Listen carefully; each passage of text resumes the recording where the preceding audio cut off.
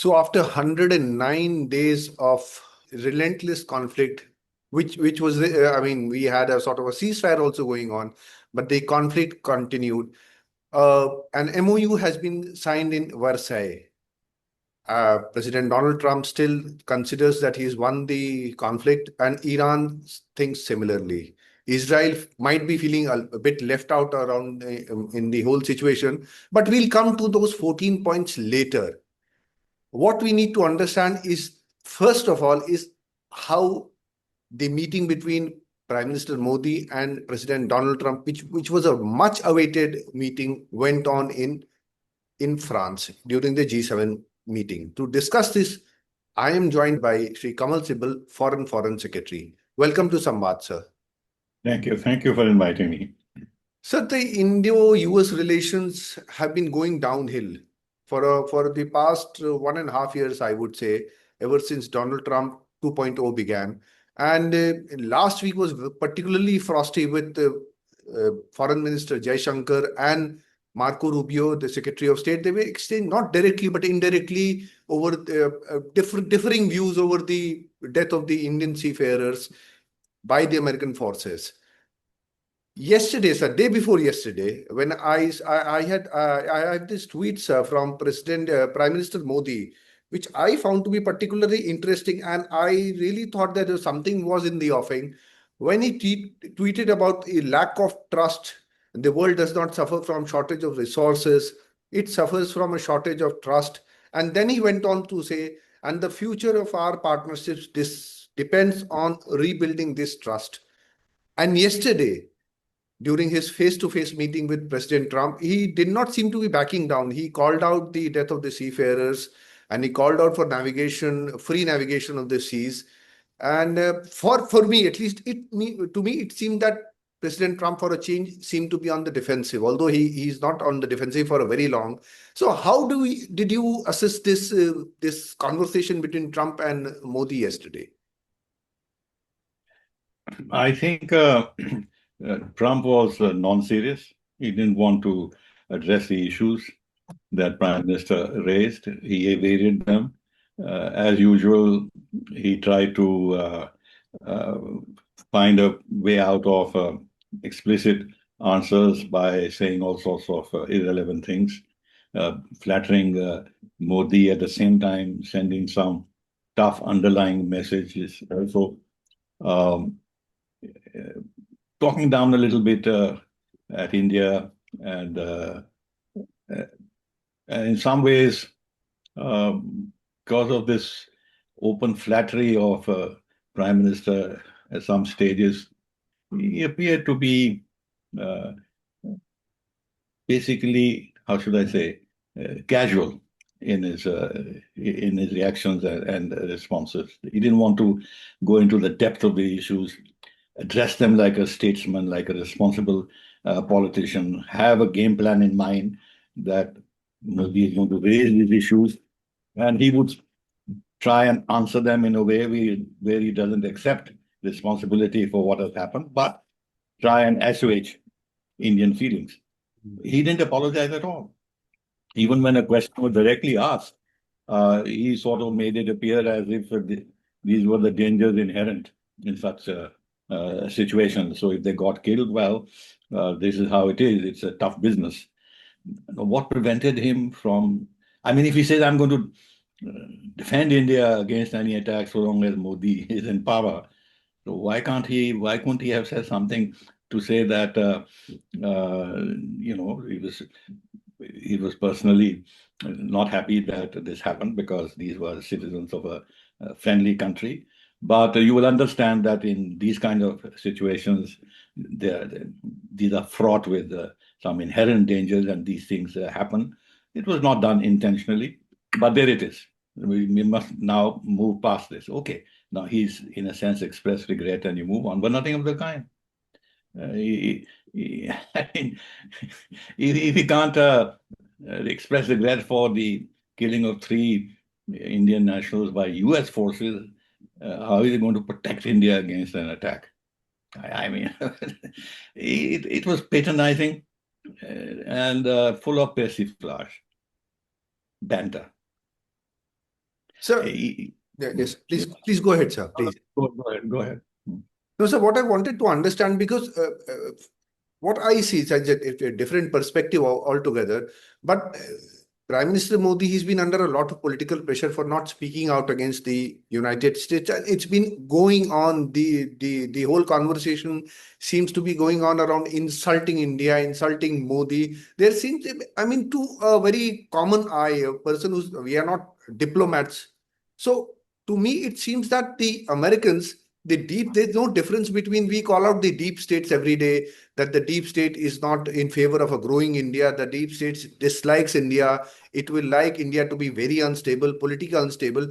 But to me, at times, especially with Trump 2.0, it seems that the deep state is the establishment. There is no difference between the deep state and the establishment. So whatever you do, they'll come and insult you and give leverage to the political opposition, which is fine, sir. I mean, political opposition is all fine. But getting those impetus from foreign lands, from foreign leaders, makes it a bit different, doesn't it? Yes, yes.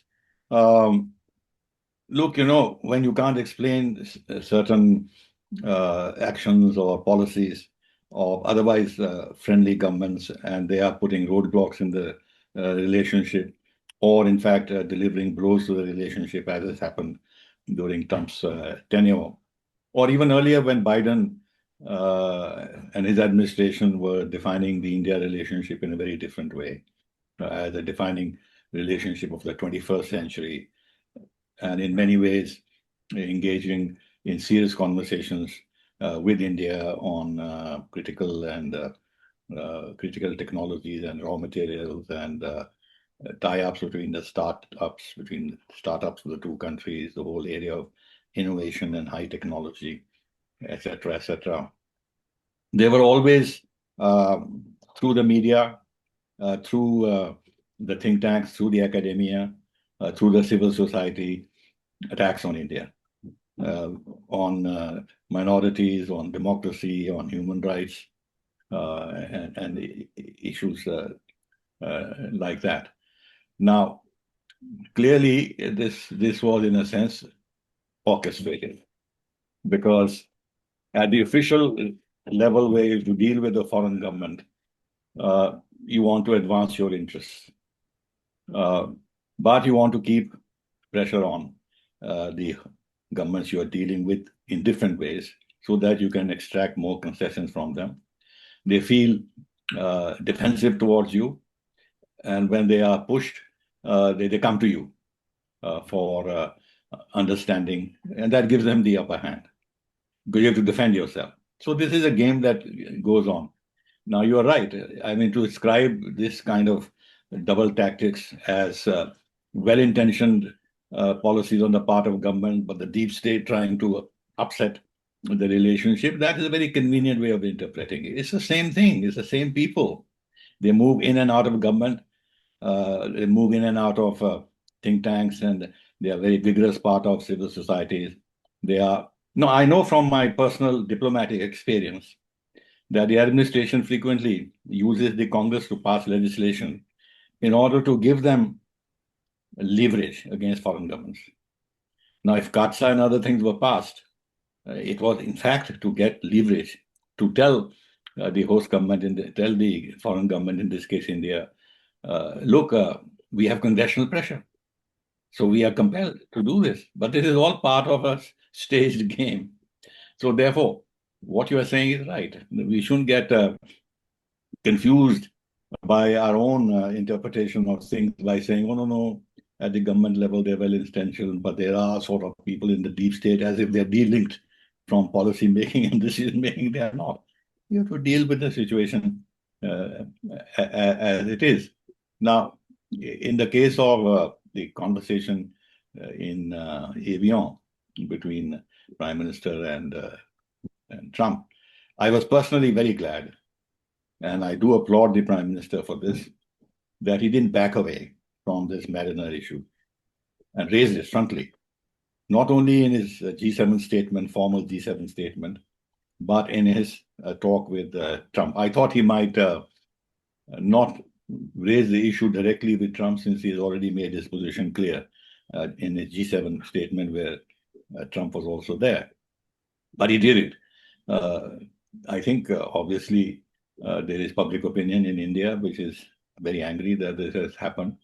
And he wanted to avoid any criticism that in the face-to-face dialogue with Trump, he did not raise the issue which he raised. I don't know if he anticipated what Trump's reply would be, but that's immaterial. He made his point. But Trump, of course, sidestepped the entire issue as I just explained. And this kind of utterly nonsensical, irrelevant statements that I love Modi, he's a killer, he's a beautiful man. What does this all mean? At what level are we doing diplomacy? This is childish.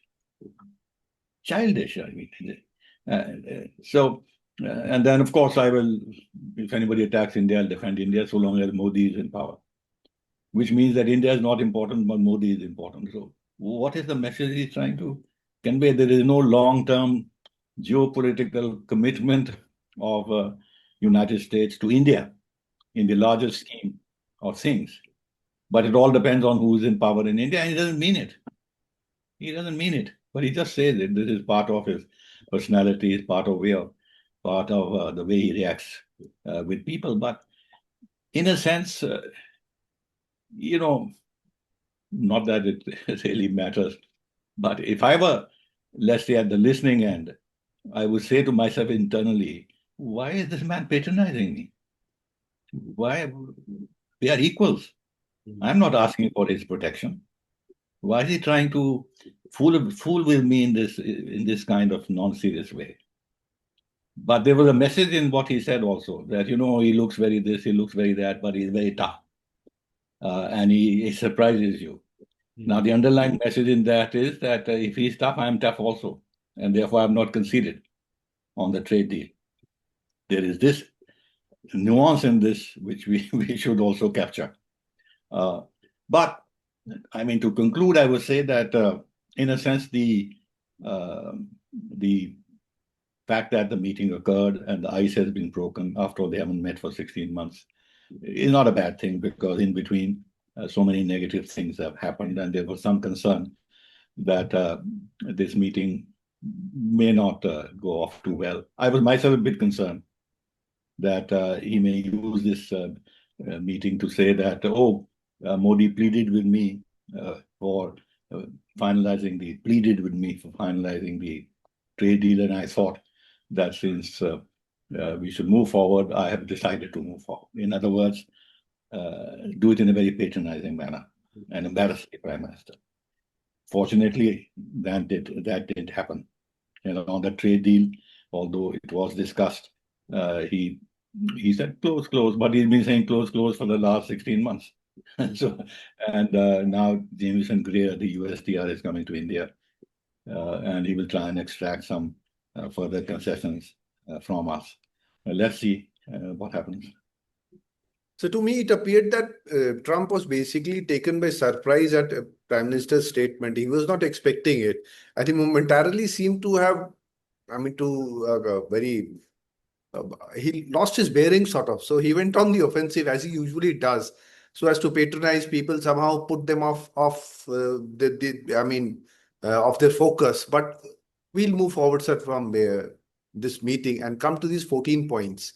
After a lot of muscle flexing, that locked and loaded, asking the people to rise up, the Iranians to rise up and overthrow the regime, and all sorts of things. The Iranian force has disappeared, the navy is lying at the bottom of the sea sort of statements. What do you make of these 14 points? Because to me, it appears that Iran has won a strategic victory. Well, there are two ways of looking at it. One is looking at it purely from the outside as an analyst. And there I would agree with you, and I'll explain why. The other is looking at it purely from India's self-interest. Now, from India's self-interest is a good thing.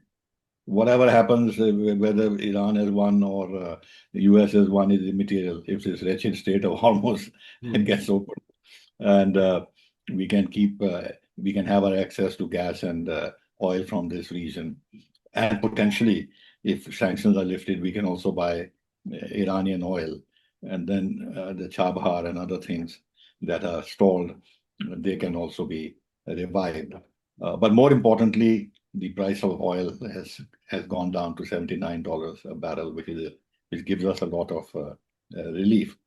So from that point of view, it's potentially a very good thing, and we should applaud it. But as I said, looking at this purely as an analyst, I think it is a terrible defeat of the United States of America on every single issue on which Trump was saying all kinds of how should I say terrible things, like he's going to wipe out the Iranian civilization, he's going to bomb them back to the Stone Age, that he's obliterated their nuclear program, that all this nuclear dust, we will capture it, we have the means to do that, we will do it. And there's no question of any of this enriched material continuing to be in Iran. They'll be taken out one way or the other. It can't be left in Iran. And the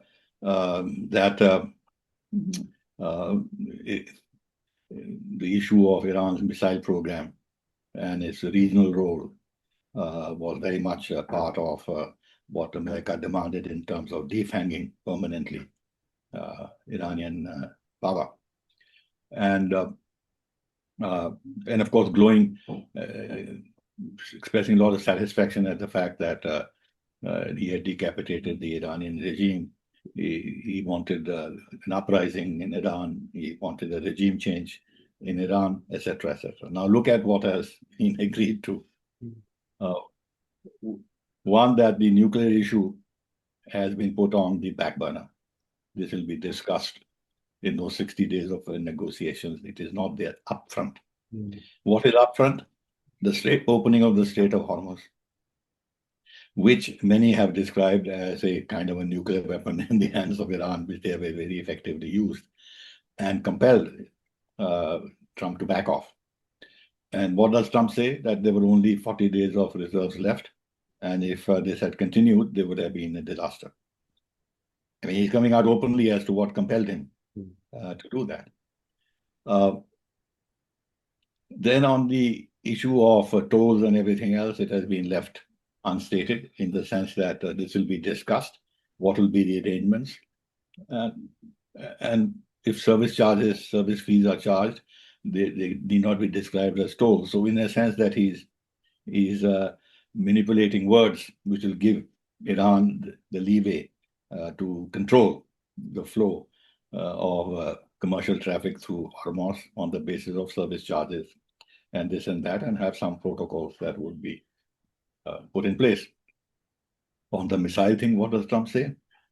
After all, other countries have missiles. So how can I tell Iran you can't have missiles? In any case, missiles can only do some pinpoint destruction. They can't destroy the whole world.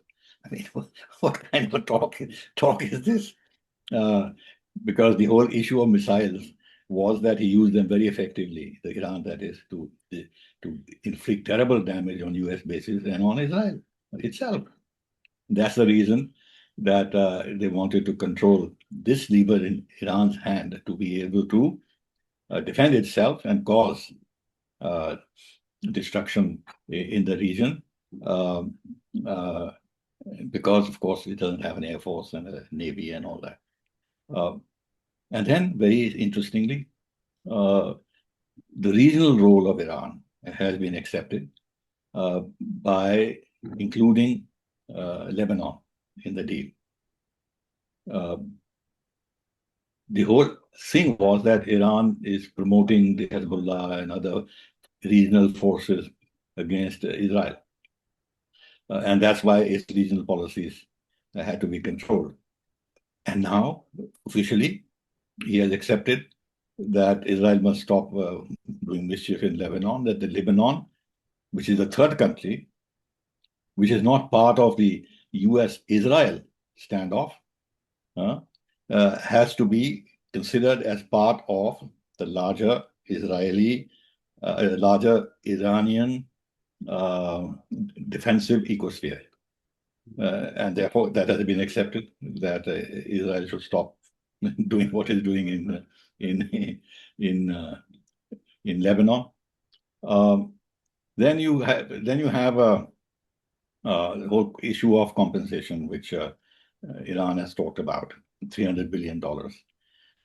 Now, clearly, United States is not going to put money in it from its own kitty, but they intend, as it appears, to press the Gulf states who have a lot of money to chip in and have a kitty of $300 billion over time for reconstruction in Iran, which raises a question as to why these governments who have suffered themselves a lot of damage would want to actually give money to Iran. They would say, well, what about the damage that Iran has caused to us? Especially UAE is going to be very tough on this score. But the principle that Iran has to be compensated for the destruction caused has been accepted. Now, insofar as at the end of the day, the UN Security Council resolution confirming this agreement is neither here nor there, because JCPOA was also ratified by the UN Security Council. So it's just a repetition of what had happened before. Then regime change has now been given up. Now in the 14th point, they say they'll respect the sovereignty of Iran, which means whatever the regime, whatever the mullahs do, whatever the IRGC do, is not America's concern. It is Iranian concern. So they've accepted also non-interference in Iranian affairs and respecting the sovereignty of Iran. Now, Iran has always said, and this was very much put in front in the JCPOA, that Iran will never acquire a nuclear weapon. So if they say it again, they are repeating what they had said earlier in 2015. So what is new in this? What is new in this? And at the end of the day, Mayank, what is it that the United States has gained from this? First of all, the impression that it has suffered a strategic defeat. It has not been able to bend Iran on its knees, make Iran bend down to its knees by scoring a major military victory and imposing an agreement on Iran. This has not happened. They are discussing it on equal terms. That is one. The other is that the entire Middle East or West Asia has been disturbed beyond recognition. In the future, it will never be the same. The entire model of development in this region has been upturned, and one doesn't know how this will proceed ahead. Now, in effect, the Gulf countries, after what has happened, will willy-nilly accept a form of Iran's hegemony in the region. That here is a country that stood up to the United States. Even Russia has not been able to stand up in Ukraine. And even Xi Jinping is cautious about Taiwan. But these guys have taken on the United States, suffered, accepted casualties, but stood up. Now, this leaves a lasting message to the small Gulf countries, which have no means to defend themselves. And it has been proven that the defense agreements with the United States are a liability, not doesn't provide a short protection. So what do these countries do in the future? They can't turn their back on the United States and openly accept Iran's hegemony, but they can't also rely any longer on the United States, particularly as this agreement, and there's another point, which says that United States will move its forces out of the region. Now, this has been left a bit vague as to what the region is, whatever, but the fact that they've accepted that Iranian forces, US forces move out of the region also is an issue on which the Gulf countries have to reflect about what they're going to do in the future. So now, you not ask me the question, how should India see this kind of renaissance of Iranian regional role and its power? to my mind, this is not a problem. This is not a problem for this reason that we have kept our doors open to Iran. Yes, we stopped buying oil from them. We sort of backed off from Chabahar after the waiver was withdrawn by the United States. But we've kept our dialogue open. Even these Iranian ships were invited to participate in our Milan exercise. So even on the defense side, we accepted Iran as part of the Indian Ocean region in which they had interest in this and that. Hopefully, stronger, more self-assured Iran, which can rebuild itself, will become important in terms of an economic opportunity in the region. And for us, of course, access to oil, etc., etc. Yes, of course, China will gain a lot from this because they have a 25-year agreement between Iran and China. China has been buying 80% of Iranian oil.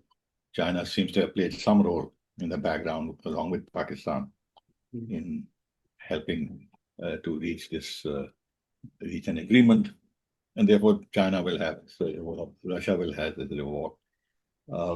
Within the BRICS, since both UAE and Iran are members, if there is now an agreement and understanding to that extent, this kind of big problem that has occurred within BRICS would be eased, and therefore we can look forward to the BRICS summit becoming easier to handle at the Indian point of view. Because if this had continued, then we could be certain that there would not have been any productive result, even if Putin and Xi were to come for the BRICS summit. Pakistan-Iran relations have always been dicey. Of course, there are many points on which they have common interests, but there is the Shia-Sunni business. There is this whole business of China Pakistan playing a destabilizing role. Afghanistan is an issue between the two of them. They have exchanged missile fires in recent months. So it's not as if the relationship has been smooth. So if Iran becomes stronger, to that extent, the impression that we have today that Pakistan has become the security provider of the region, especially after the agreement with Saudi Arabia, that narrative will begin to lose steam, because Iran would have emerged in a direct confrontation with the United States as a major power. So that reduces the salience of Pakistan's regional role, which is not bad for us. Sir, I'll ask you to now shift our focus to Israel. They started, no regime change, ballistic missiles in place. Hamas, obviously, it has been, its threat has been reduced, but Hezbollah remains. No popular uprising. What would the feeling in Tel Aviv be like? Oh, they are extremely upset, especially Netanyahu, because Trump has been quite open about Israel, Netanyahu, in fact, criticizing him, which surprised me a little bit, given the strength of the Jewish lobby in the United States and Trump's own links with this Jewish lobby and the Jewish financiers who finance his campaign. Even when he was doing real estate in New York, he had very strong Jewish connections. Witkov, Kushner, they're all Jews. So superficially, it will look that he's taking a bit of a risk by alienating the Jewish lobby, and the November elections are coming, and that could potentially give Israel the leverage to inflict some kind of a political defeat on the Republicans in the midterm elections. And Netanyahu is pretty good at that. Israel is pretty good at that. They've done that in the past. Netanyahu has had direct access to the US Congress. If you remember, during Obama's time, he got himself invited to address the US Congress, even though there was no invitation from the US administration from Obama, but he managed that.